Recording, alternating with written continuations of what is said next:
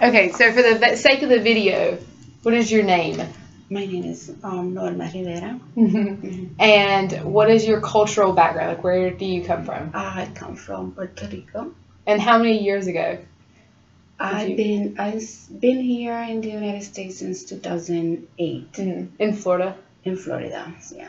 That is awesome. So now, I know Actually, you... no, go back. Since 2004. Yeah. I've been here in the United States. So I know you because obviously I work under you, and I've worked under you since I was, oh my goodness, how old was I? I know I was 20. I know I turned 20 here. And I've heard you talk about your children. So how old are your children?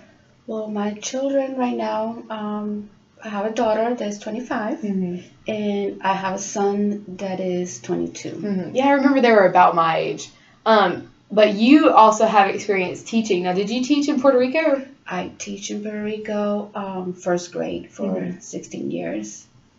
And then came to the United States and teach preschool. Well, you're kind of selling yourself short because you told me that you even made a textbook in Puerto Rico. In Puerto Rico, yes. I made math textbooks. It was not only me, the author, it was a couple of authors.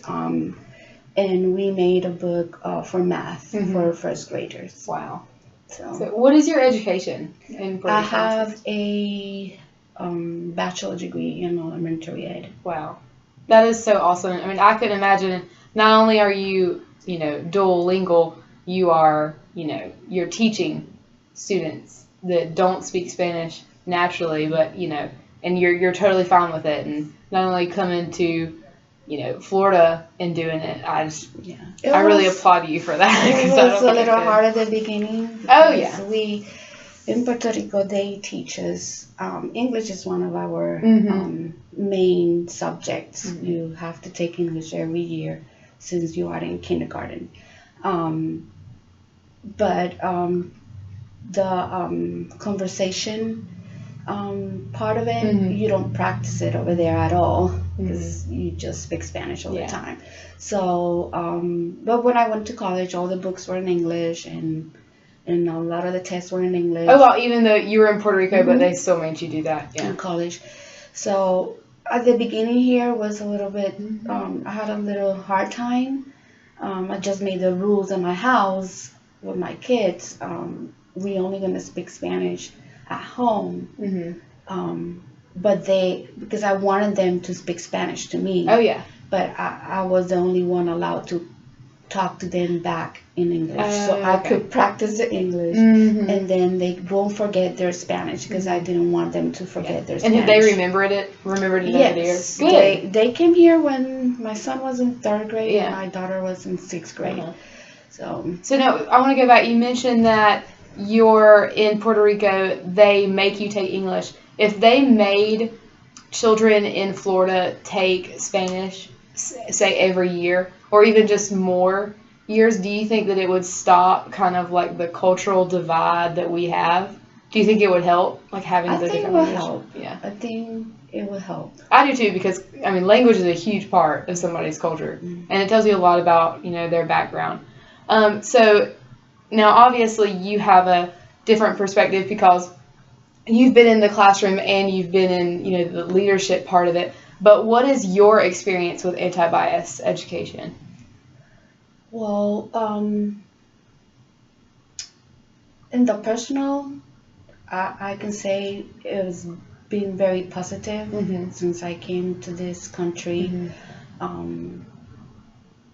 I feel very, very accepted with all the people that I was around. When I start working the preschool setting,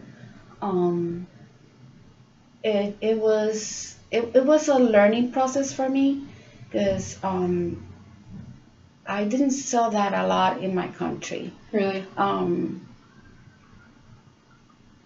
At least in the area that I was living and the area that I was teaching.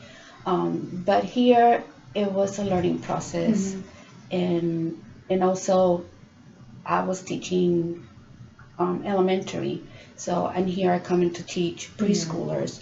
So I had to learn how to approach all those situations with those little guys, for them to accept each other as a Yeah, human. and I mean, we're not talking about, a Caucasian, Hispanic. I mean, in this school alone, I have encountered so many different people from different backgrounds that I didn't even know existed.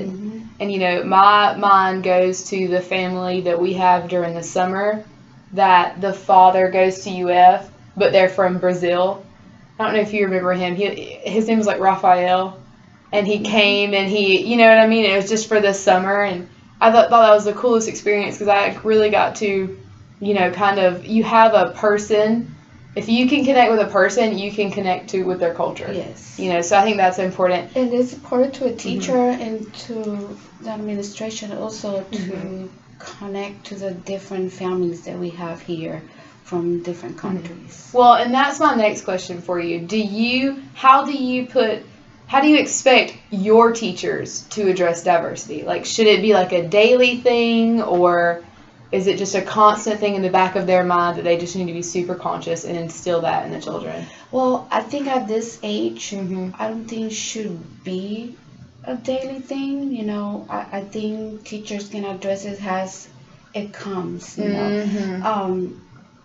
They should have. I always ask them to have their classroom always something from some diversity in the classroom, so they can talk about it, because we talk about it in our themes and stuff. But if there's some special situations that's come up, that's when they a teachable moment almost. I know. I mean, I can say this because I've worked under you.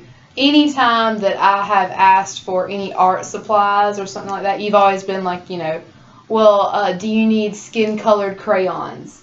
Or do we have the right kind of tempera paint and stuff like that, just to give them the option. And I remember growing up, that was never talked about. Like, I never, you didn't even, when you were doing a coloring sheet, you didn't color their skin because it was white. And I don't think that was just because I was a white child, because I saw everyone doing that.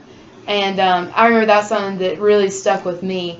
And I think that talking about, just bring it up when it's a teachable moment, I agree with that, because then you can compare and contrast. But you still will have materials in the classroom, like pictures up. You'll have books up also, that they can see. You in dramatic play, you'll have the little dolls. You will that are all different colors, different kind of skin. So when these teachable moments come up, how do you think that they should approach diversity? Like, how do you think the teachers should approach it? Do you think that they should just not acknowledge it, or they should really just dive into it and embrace it? I think they should embrace it and acknowledge it. Because with respect. If we don't know something, they're more likely to judge it. At their age level. Like developmentally appropriate ways, And, I guess this is probably a little above us. This is kind of like an elementary school question. But, for example, say if in an elementary school a child is caught bullying based on like a race issue or a different cultural perspective, since we know that prejudice develops at an earlier age, do you think that they should be held to kind of like a higher standard, or what do you think that the punishment should be for something like that? Do you think it should be different, or? Well, I think it's depending on the experience of the child that is bullying for that reason. I think the child needs to be educated, and if he needs any extra help, they should give it to him. Yeah, like a communication with someone like a guidance counselor or something like that. And we talk about ways in the classroom that we can do that, but you can do it as a school too. And since you are in leadership at our school, what are some ways that we increase that, the sense of pride in all of our different cultures and things like that?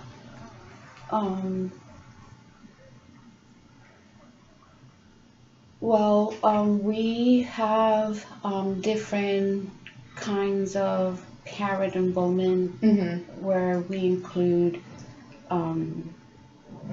diversity. Like, we have a month that we do multicultural night, and this is the month that the teachers are teaching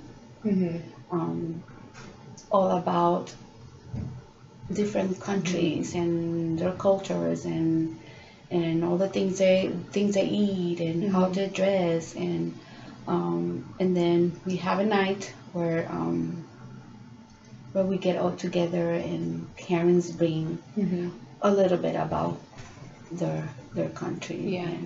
Well, I remember when we did the Week of the Young Child, one of the days was like a at-home connection day.